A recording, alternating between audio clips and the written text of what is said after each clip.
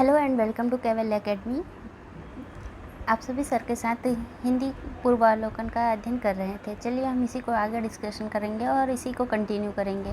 तो आज का हमारा पहला क्वेश्चन है, किसी के पास रखी हुई दूसरे की वस्तु के लिए एक शब्द है, वसीयत, धरोहर, संरक्षण, रिक्त। इसका आंसर क्या होगा?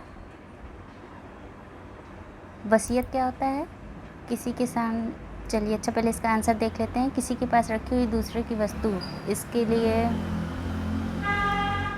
आंसर होगा धरोहर। किसी के पास जो वस्तु रखी हुई है उसे क्या कहते हैं? उसे धरोहर कहते हैं। वसीयत क्या होता है? किसी के मरने से पूर्व, वसीयत क्या होता है? किसी के मरने से पूर्व उसी के द्वारा किसी को अपनी संपत्ति का वारिस घोषित करना।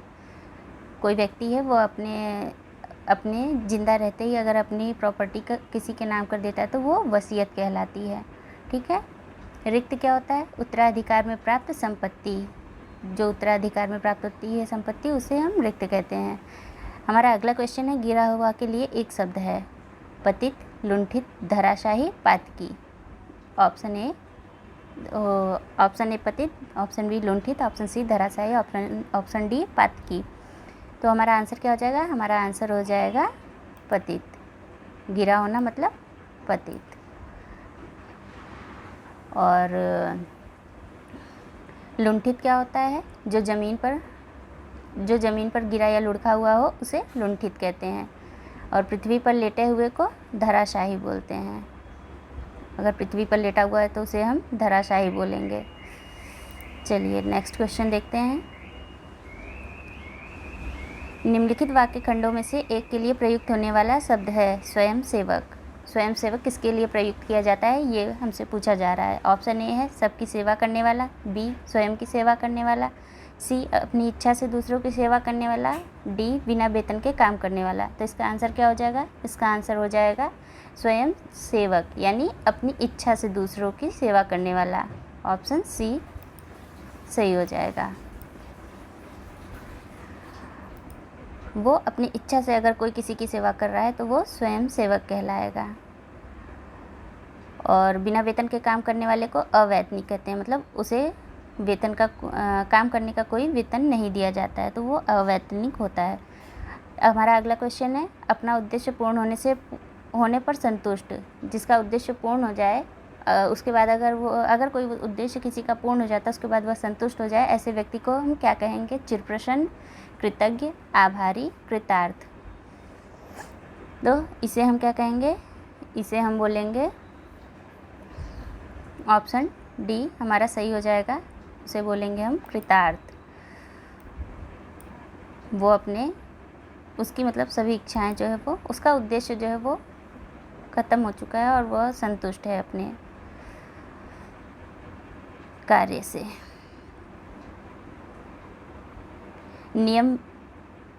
हमारा अगला क्वेश्चन है, नियम विरुद्ध असामाजिक कार्य करने वालों की सूची के लिए एक शब्द है, अपराध सूची, काली सूची, अवैध सूची, श्वेत सूची। चलिए इसका आंसर देखते हैं। इसका आंसर हो जाएगा काली सूची, मतलब ब्लैक लिस्ट। हम देखते हैं ब्लैक लिस्ट जारी होती है। और अवैध सूची क्या हो जाएगा? अवैध सूची हो जाएगा वैध कार्य जो नहीं करते हैं, मतलब जो लीगल वर्क नहीं करते हैं, इनलीगल वर्क करते हैं, उनके लिए जो लिस्ट जारी की जाती है वो अवैध सूची कहलाती है। और इसके साथ ही जो व्यक्ति नियम के अनुरूप या सामाजिक कार्य जो सामाजिक कार्य करते हैं, मतलब जो लीगल वर्क करते हैं, उनके लिए श्वेत सूची का प्रयोग किया जाता है। उनके लिए उनकी जो लिस्ट होती है उसे श्वेत सूची बोलते हैं। चलिए हम अगला क्वेश्चन देखते हैं अपनी। जिसकी आशा न की गई हो, वाक्यांश के लिए एक शब्द है, ना उम्मीदी, ऑप्शन बी आशातीत, ऑप्शन सी अग्रसूची, ऑप्शन डी अप्रत्याशित। तो इसका आंसर क्या हो जाएगा? इसका आंसर हो जाएगा जिसकी आशा न की गई हो, यानी अप्रत्याशित। ऑप्शन डी हमारा सही हो जाएगा। जिसकी आशा न की गई हो उसे अप्रत्याशित कहते हैं। जिसकी उम्मीद न की जाए उसे ना उम्मीदी कहते हैं। और अग्रसूची उसे कहते हैं जो कहने या होने वाली बात हो अगर पहले से ही सोच लें हम उसे, तब कहते हैं ना कि आगे सोचकर ही बोलना चाहिए, तो उसे हम क्या कहते हैं, जो ऐसे सोचकर बोले उसे अग्रसोची बोलते हैं। अग्र मतलब पहले और सोची मतलब सोचना। चलिए हमारा अगला क्वेश्चन है, उपकृत शब्द के लिए सही वाक्यांश है। उपकृत शब्द के लिए सही वाक्यांश है। ऑप्शन ए, जिससे उपकार हुआ हो, जिसने उपकार किया हो, जो उपकार न मानता हो, जिस पर उपकार किया गया हो। सारे एक ही तरीके का ऑप्शन है, इसलिए थोड़ा सा ध्यान दे के करना है। तो उपकृत यानी जिस पर उपकार किया गया हो। अगर हम किसी पर उपकार करते हैं तो वो व्यक्ति क्या कहलाएगा, वो उपकृत कहलाएगा, जिस पर हमने उपकार किया है। ऑप्शन डी सही आंसर हो जाएगा। नेक्स्ट क्वेश्चन, 100 में से 100 के लिए एक शब्द है। 100 में से 100 जो परसेंटाइल होता है, कहते हैं ना 100 में 100% होता है, 100 में से 100 आना चाहिए, ऐसा वैसा जो भी है। तो 100 में से 100 के लिए एक शब्द है शत प्रतिशत। क्या होगा, ऑप्शन ए हो जाएगा प्रतिशत, ऑप्शन बी है शत, ऑप्शन सी है 100%, ऑप्शन डी है शताब्दी। तो इसका आंसर क्या हो जाएगा, इसका आंसर हो जाएगा 100%। शत मतलब होता है 100, 100/100 लिखते हैं ना, इसे कैसे लिखते हैं, एक सेकंड, ऐसे 100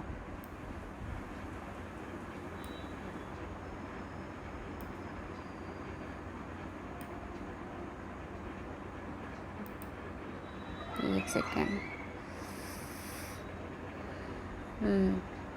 अगर हम यूँ लिखते हैं 100/100 तो शत, और इसे जो बट्टे का निशान होता है उसे हम प्रति बोलते हैं, और फिर नीचे 100 यानी 100%। ठीक है, संस्कृत में 100 को शत बोलते हैं। चलिए नेक्स्ट, शताब्दी 100 वर्षों के समूह को जो है वो शताब्दी कहा जाता है। हमारा नेक्स्ट क्वेश्चन, जो बात वर्णन से परे हो के लिए एक शब्द है। ऑप्शन ए वर्णीय, ऑप्शन बी अवर्णीय, ऑप्शन सी वर्णित, ऑप्शन डी वर्णातीत। तो आंसर क्या हो जाएगा, हमारा आंसर हो जाएगा जो बात वर्णन से परे हो, आंसर बी अवर्णीय। जिसका वर्णन किया जा सके वह, अगर हम शब्दों द्वारा वर्णन करते हैं तो वो वर्णीय हो जाएगा। जिसका वर्णन हम नहीं कर पाते हैं उसको अवर्णीय कहते हैं, और जो वर्णन से परे हो उसे वर्णातीत बोलेंगे, और जिसका वर्णन किया जा रहा है वो वर्णित कहलाएगा। चलिए अगला क्वेश्चन देखते हैं, आकाश को चूमने वाला के लिए एक शब्द है। ऑप्शन ए ऊंचाई, ऑप्शन बी आकाशचुंबी, ऑप्शन सी गगनचुंबी, ऑप्शन डी आकाशदीप। तो हमारा आंसर क्या हो जाएगा, आंसर हो जाएगा ऑप्शन बी आकाशचुंबी। आकाश यानी आसमान, और चुंबी मतलब चूमने वाला। गगनचुंबी को क्या कहेंगे, गगन चूमने वाला। और आकाशदीप जो जहाज़ों में प्रकाश स्तंभ लगे होते हैं रास्ते दिखाने के लिए, उनको जो है क्या कहते हैं, आकाशदीप। हमारा नेक्स्ट क्वेश्चन है, क्षण भर में नष्ट हो जाने वाले के लिए क्या कहेंगे एक शब्द में। ऑप्शन ए क्षणातुर, ऑप्शन बी क्षुधातुर, ऑप्शन सी क्षणभंगुर, ऑप्शन डी क्षणोद। तो हमारा आंसर क्या हो जाएगा, ऑप्शन सी क्षणभंगुर। क्षण भर में नष्ट होने वाले को क्या कहते हैं, क्षणभंगुर। क्षण मतलब पल भर में, और भंगुर मतलब नष्ट हो जाना। और जो क्षण भर के लिए आतुर हो, मतलब थोड़े ही पल के लिए उसमें आतुरता आए, तो वो क्या कहलाएगा, क्षणातुर कहलाएगा। नेक्स्ट ही अगले ही पल, एक पल वो आतुर होगा और अगले ही पल वो शांत हो जाएगा, तो उसे क्या कहेंगे, क्षणातुर। मतलब उसके लिए उस चीज़ की कोई वैल्यू नहीं रहेगी, मिला तो ठीक, नहीं मिला तो कोई ठीक। हमारा नेक्स्ट है, जो क्षुधा या भूख के लिए आतुर हो। क्षुधातुर का क्या हो जाएगा, जो भूख के लिए आतुर हो उसे क्षणातुर बोलेंगे। चलिए हमारा नेक्स्ट क्वेश्चन, जो शब्दों द्वारा न व्यक्त किया जा सके। यह हमारा पहले भी आ चुका है, बस थोड़ा सा वर्ड चेंज है। तो चलिए ऑप्शन देखते हैं। ऑप्शन ए अव्यक्त, ऑप्शन बी अकथनीय, ऑप्शन सी अल्पज्ञ, ऑप्शन डी अकथ्य। पूछा जो शब्दों द्वारा व्यक्त न किया जा सके। उसके लिए एक शब्द क्या हो जाएगा, उसके लिए एक शब्द हो जाएगा अव्यक्त, जिसे हम व्यक्त नहीं कर सकते, और जिसे व्यक्त कर सकते हैं उसे तो व्यक्त ही कहेंगे, और जिसे व्यक्त न किया जा सके उसे अव्यक्त कहेंगे। जो वाणी या वचनों द्वारा न कहा जा सके उसके लिए अकथनीय शब्द का प्रयोग किया जाएगा। और अल्पज्ञ यानी कम जानने वाला, जो कम जानता हो उसके लिए अल्पज्ञ शब्द का प्रयोग किया जाएगा, और जो कहा न जा सके उसे अकथ्य बोलेंगे। नेक्स्ट क्वेश्चन पर चलते हैं।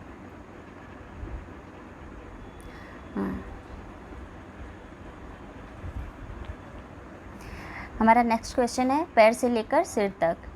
पैर से लेकर सिर तक। ऑप्शन ए पादप, ऑप्शन बी अटल, ऑप्शन सी आपाद मस्तक, ऑप्शन डी आप्त काम। तो चलिए इसका आंसर क्या हो जाएगा, इसका आंसर हो जाएगा आपाद मस्तक। इसको अगर हम देखें तो कैसे लिख सकते हैं, इसे लिख सकते हैं आप, अगर हम इसका संधि विच्छेद कर दें तो कुछ इस तरीके से होगा। पाद मतलब हो जाएगा पैर, और मस्तक मतलब सिर, सभी जानते हैं।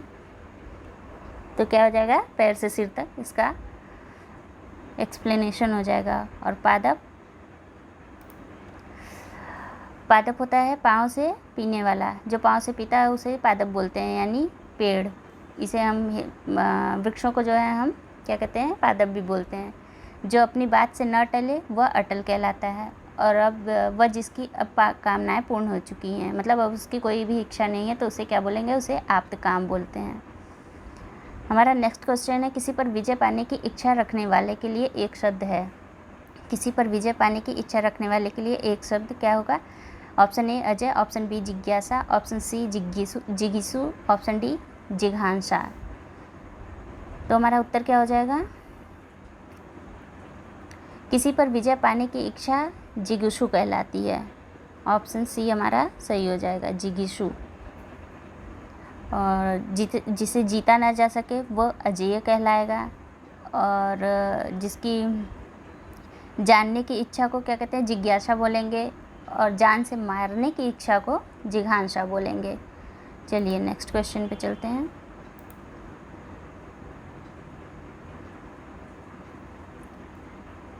मध्य रात्रि के समय के लिए एक शब्द है। मध्य रात्रि के समय को क्या बोलेंगे। ऑप्शन ए मार्तंड, ऑप्शन बी निशीथ, ऑप्शन सी अपराह्न, ऑप्शन डी मध्याह्न।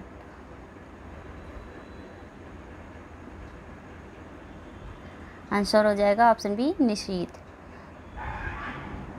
दोपहर के समय के लिए दोपहर के सूर्य को मार्तंड बोलते हैं।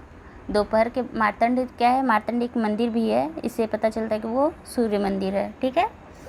इसके बाद दोपहर के समय को अपराह्न बोलते हैं, ये दोनों बड़े इम्पॉर्टेंट है। और दोपहर के समय को मध्याह्न बोलते हैं, और दोपहर के बाद के समय को अपराह्न बोलते हैं।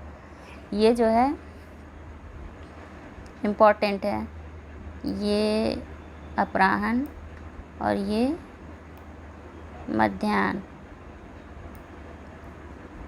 तो इसे मैं एक बार फिर से रिपीट कर दे रही हूँ। मध्य रात्रि के समय के लिए निशीथ शब्द का प्रयोग किया जाता है। दोपहर के सूर्य को मार्तंड बोलते हैं। दोपहर के बाद का समय अपराह्न कहलाता है, और दोपहर का समय मध्याह्न कहलाता है। चलिए नेक्स्ट क्वेश्चन। जिसका दमन किया गया हो। ऑप्शन ए दमित, ऑप्शन बी दमनीय, ऑप्शन सी दयनीय, ऑप्शन डी दमनशील। इसका आंसर दिख रहा है, तो आंसर बताने की कोई वही नहीं। चलिए ऑप्शन ए दमित लगा देते हैं। जिसका दमन किया गया हो के लिए एक शब्द है दमित। जो दबाया जा सके उसे दमनीय बोलेंगे, तथा जो दया करने योग्य हो, मतलब जिस पर दया दिखाई जा सके, उसे दयनीय बोलेंगे। और दमन करने वाले को, जो दमन कर रहा है, उसे दमनशील बोलेंगे। चलिए हमारा अगला क्वेश्चन। जिस पर उपकार किया गया हो के लिए एक शब्द है उर्वरा, उपकृत, कृतज्ञ, कृतार्थ। उपकार किया गया है, तो आंसर क्या हो जाएगा? आंसर हो जाएगा ऑप्शन बी।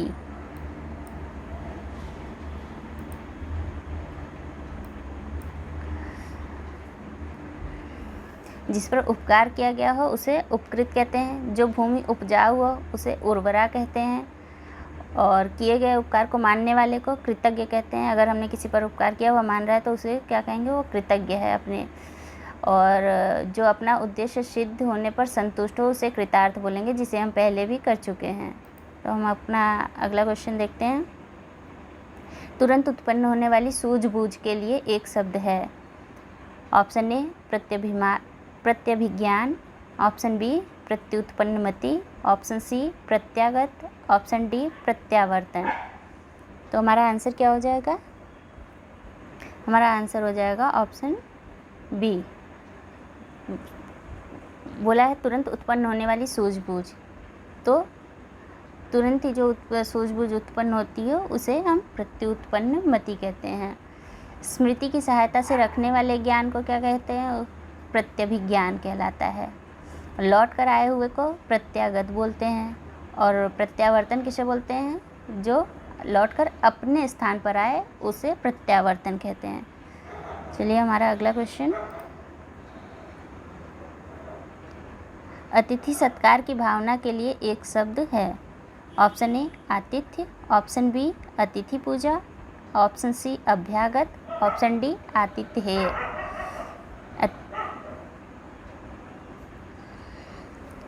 तो हमारा आंसर क्या हो जाएगा? हमारा आंसर हो जाएगा आतिथ्य।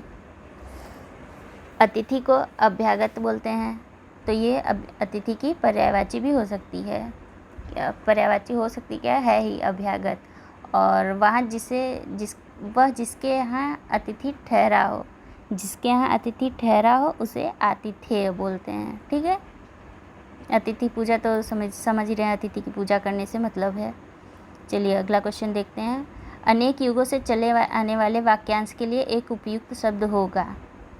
अनेक युगों से चले आने वाले वाक्यांश के लिए उपयुक्त शब्द।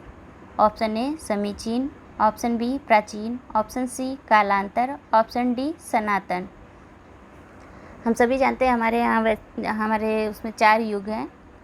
तो जो युग उन सभी युगों से चलता आ रहा है उसे हम क्या बोलेंगे?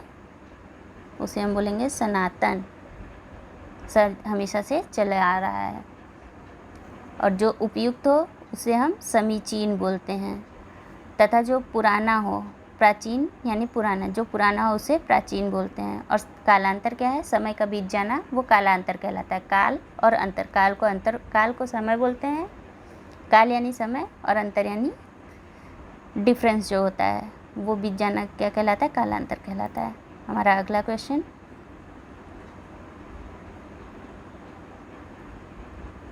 हमारा अगला क्वेश्चन भी वही है, युगों से चले आने वाले के लिए एक शब्द होगा। देखिए सेम क्वेश्चन वही है, बस थोड़ा सा डिफरेंस हो गया। वहाँ पे अनेक युगों लिख दिया था, यहाँ पर डायरेक्टली पूछ लिया युगों से चले आने वाले के लिए एक शब्द क्या है। तो इसे में कन्फ्यूज होने की ज़रूरत नहीं है, आंसर सनातन ही होगा। ठीक है, चलिए अगला क्वेश्चन देखते हैं। जिसे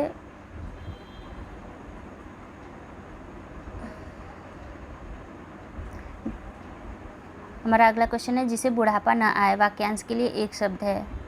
ऑप्शन ए निर्झर, ऑप्शन बी निर्जर, ऑप्शन सी अजर, ऑप्शन डी अमर। तो हमारा आंसर क्या हो जाएगा? ऑप्शन सी अजर हमारा सही आंसर हो जाएगा।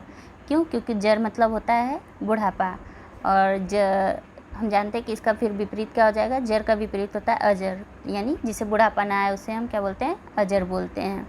अमर वो हो जाएगा जिसकी कभी मृत्यु न हो, वह अमर कहलाता है। चलिए अगला क्वेश्चन। जिसे ईश्वर में विश्वास है के लिए एक शब्द है। ऑप्शन ए ईश्वर, ईश्वरी, ऑप्शन बी भक्त, ऑप्शन सी आस्तिक, ऑप्शन डी पुजारी। तो हमारा आंसर क्या हो जाएगा? हमारा आंसर हो जाएगा आस्तिक। जिसे ईश्वर में विश्वास है वह आस्तिक कहलाएगा, और जिसे ईश्वर में विश्वास नहीं है वह नास्तिक कहलाएगा। ईश्वर में विश्वास अगर नहीं है तो वह नास्तिक कहलाएगा। ठीक है, चलिए अगला क्वेश्चन देखते हैं। जो व्याकरण अच्छी तरह जानता है के लिए एक शब्द है। ऑप्शन ए व्याकरण, ऑप्शन बी व्याकरणक, ऑप्शन सी व्याकरणिक, ऑप्शन डी व्याकरणी। तो हमारा आंसर क्या हो जाएगा? हमारा आंसर ऑप्शन ए सही हो जाएगा, व्याकरण, जो व्याकरण अच्छी तरह जानता हो। नेक्स्ट क्वेश्चन,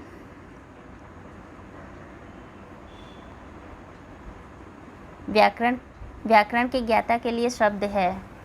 देखिए सेम क्वेश्चन पूछा है, बस थोड़ा सा डिफरेंस हो गया है, पूछने का तरीका चेंज हो गया है, तो आंसर हमारा सेम ही रहेगा, व्याकरण, जो व्याकरण जानता है, या व्याकरण का ज्ञाता, जो जानता है वही ज्ञाता होगा। चलिए अगला क्वेश्चन देखते हैं। जो क्षमा करने योग्य नहीं है, जो क्षमा करने योग्य नहीं है वाक्यांश के लिए एक शब्द है। ऑप्शन ए अदम्य, ऑप्शन बी अक्षम्य, ऑप्शन सी निर्गुण, ऑप्शन डी सक्षम। तो हमारा आंसर क्या हो जाएगा? ऑप्शन बी अक्षम्य, वह सही हो जाएगा। और अगर यहाँ पे पूछ लेता जो क्षमा करने योग्य है तो उसके लिए क्षम्य हो जाता। ठीक है, अगर क्षमा करने योग्य नहीं है इसलिए अक्षम्य है। चलिए अगला क्वेश्चन देखते हैं। पश्चिम और उत्तर दिशाओं के मध्यस्थ कोण को क्या कहते हैं? हम सभी जानते हैं दिशाएं हमारी दिशाएं हमारी 4 होती हैं। नॉर्मल वे में 4 होती हैं, ईस्ट वेस्ट नॉर्थ साउथ। ठीक है, अब इनके बीच का भी कोण होता है, तो उससे भी हम कोण मान के हम 8 दिशाएं मानते हैं।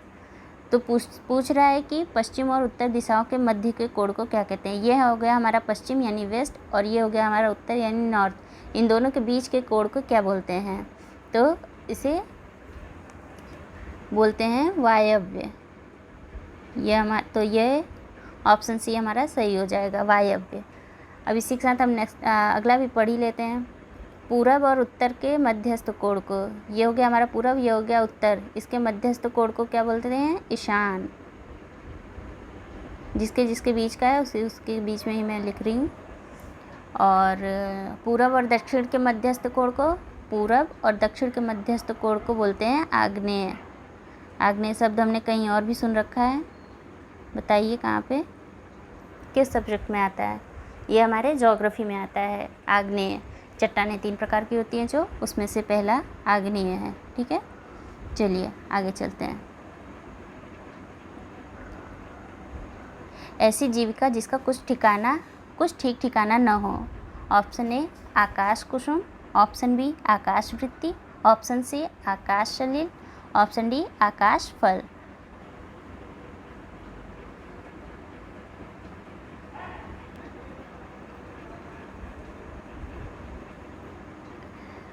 हाँ, तो हम कहाँ पे थे?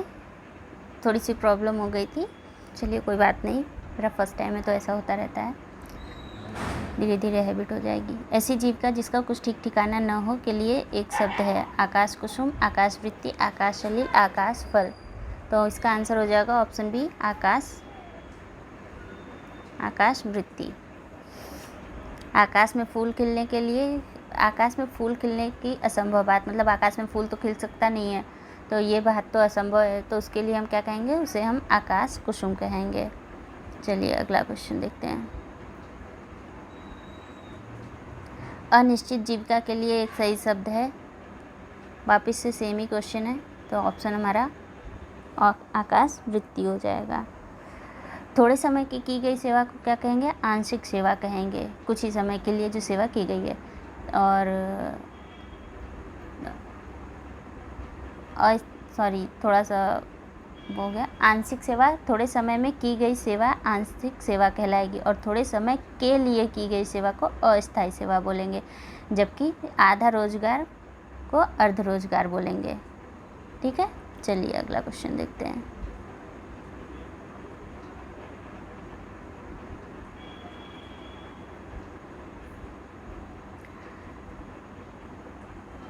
जिस पर हमला न किया गया हो के लिए एक शब्द है। आक्रांत, आक्रामक, अयोध्या, अनाक्रांत। एक ऑप्शन हमारा पहले से ही हट गया, तो बचे बाकी 3 ऑप्शन। तो इसमें हमारा आंसर क्या हो जाएगा? हमारा आंसर हो जाएगा अनाक्रांत, जिस पर ऑप्शन डी हमारा सही हो जाएगा, जिस पर हमला न किया गया हो। और जो हमला करता है वह आक्रांता कहलाता है, और जबकि जिस पर हमला किया गया हो वह आक्रांत कहलाएगा। ठीक है, चलिए अगला क्वेश्चन देखते हैं। ये मैंने पहले बता दिया, जिस पर आक्रमण हो वो आक्रांत कहलाएगा। ठीक है, जिस पर आक्रमण किया गया हो। और आक्रांता ये हमने पहले ही देख लिया। अजेय भी हमने पहले ही देख लिया है, जिसे जीता ना जा सके वह अजेय कहलाता है। और अभी बचा ऑप्शन हमारा डी, अभियुक्त। अभियुक्त क्या होगा? जिस पर मुकदमा चलाया गया, मतलब किसी पर अगर केस चल रहा है तो उसे हम अभियुक्त की संज्ञा देते हैं, या अभियुक्त वर्ड को यूज़ करते हैं उसके लिए।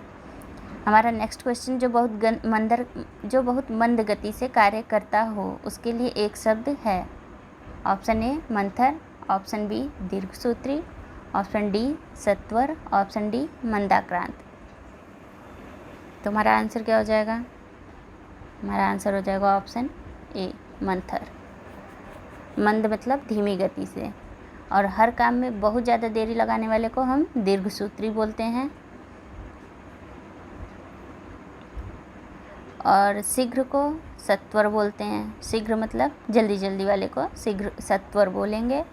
और 17 अक्षरों के वर्णवृत्त को, मतलब जिनमें 17 अक्षर हों, उसे हम मंदाक्रांत बोलते हैं। मंदाक्रांत इम्पॉर्टेंट वर्ड है। चलिए हम अगला क्वेश्चन देखते हैं। उचित अनुचित का ज्ञान रखने वाला वाक्यांश के लिए सही शब्द है। ऑप्शन ए विवेकी, ऑप्शन बी ज्ञानी, ऑप्शन सी चतुर, ऑप्शन डी दूरदर्शी। तो हमारा क्या आंसर हो जाएगा?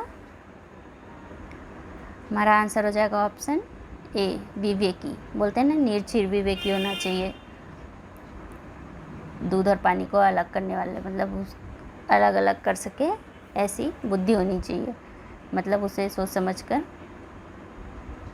उचित अनुचित का पता होना चाहिए।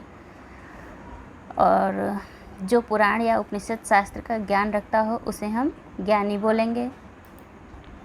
जो चतुर हो या चालाक हो उसे हम चतुर बोलते हैं। और जो आगे की सोच रखता हो, दूर का देखने वाला, उसे हम दूरदर्शी बोलते हैं। ठीक, चलिए अगला क्वेश्चन देखते हैं। जो अपने कर्तव्य का निश्चय न कर सके, इस वाक्य को एक शब्द में कहेंगे।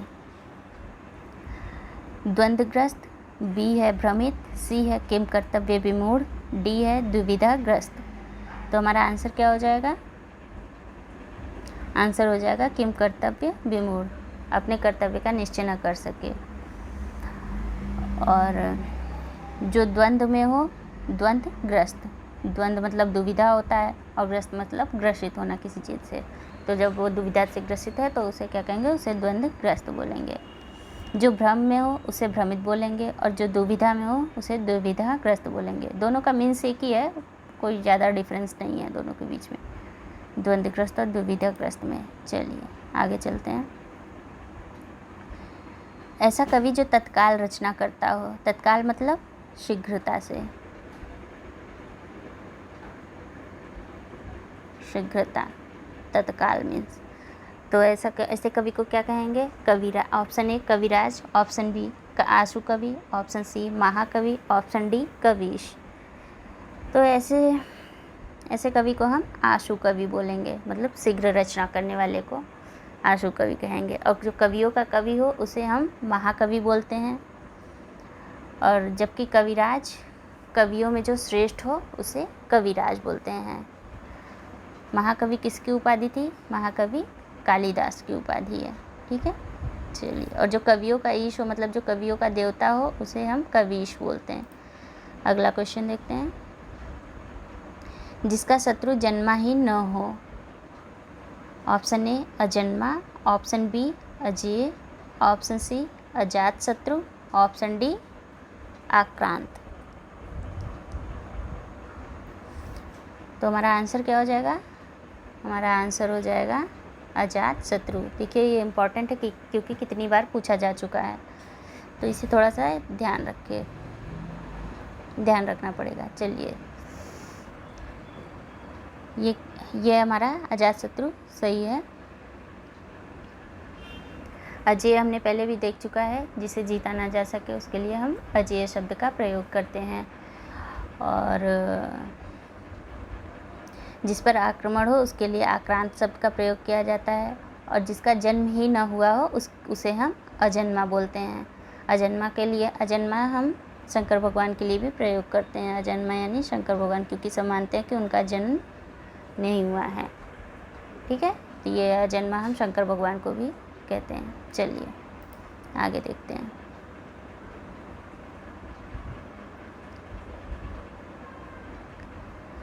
जिसका शत्रु पैदा न हुआ हो, ये हम पहले ही देख चुके हैं तो बताने की ज़रूरत नहीं है। चलिए, ऑप्शन डी सही है। शत्रु से रहित व्यक्ति शत्रुहीन कहलाएगा। शत्रुहीन मतलब रहित होना, यानी उसके शत्रु ना होना। और शत्रु मतलब दुश्मन, ये तो सभी जानते हैं। उसके लिए निशत्रु शब्द का भी प्रयोग किया जा सकता है। चलिए आगे देखते हैं।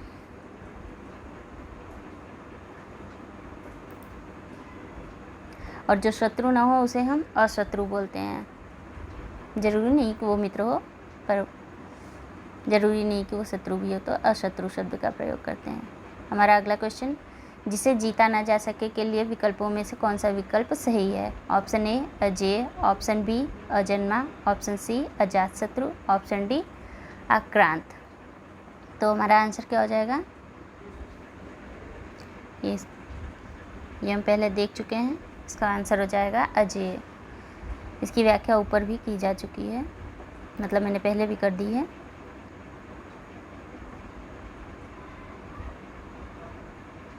अव्यक्त, अव्यक्त शब्द के लिए प्रयुक्त एक वाक्य है, जिसे कहा न जा सके, जिसे व्यक्त न किया जा सके। ऑप्शन सी है जिसे कहा जा सके, ऑप्शन डी जिसे व्यक्त किया जा सके।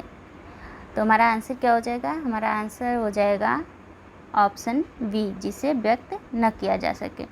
देखिए, इस बार शब्द पूछ लिया है और हमें उसे एक्सप्लेन करना था, जबकि पहले क्या आया था? पहले आया था कि हमें सेंटेंस दिया हुआ था और हमें वर्ड बताना था। ठीक है, चलिए, तो इस तरीके से भी पूछ सकता है, तो हमें दोनों चीज़ें ध्यान रखनी पड़ेंगी। दिया है जो बोल नहीं सकता उसे हम मूक कहते हैं। जो वचन या वाणी द्वारा कहा जा सके उसे कथनीय कहेंगे। जिसके बारे में कुछ न कहा जा सके उसे अकथनीय शब्द कहेंगे। ये हमने पहले ही देख लिया था। तो आज के लिए यह वीडियो यहीं पे ख़त्म करते हैं। एक क्वेश्चन बच रहा है, चलिए इसे देख लेते हैं। संध्या और रात्रि के बीच का समय होता है। संध्या और रात्रि के बीच के समय को क्या कहते हैं? उसे हम बोलते हैं गोधूली। एक्सप्लेनेशन कल देख लेंगे, या फिर ठीक है, चलिए अच्छा देख ही लेते, बता ही देती हूँ मैं कि संध्या और रात्रि के बीच के समय को गोधूली बेला कहते हैं। एक्चुअली क्या होता था, प्राचीन काल में जब चरवाहा जीवन चलता था, तो चरवाहे क्या करते थे, शाम को अपनी गाय को लेकर वापस आते थे। उससे जो धूल उड़ती थी, इसलिए पूरा शाम जो है पूरा वेदर धूल धूल सा हो जाता था, इसलिए उसे गोधूली बेला कहा जाने लगा।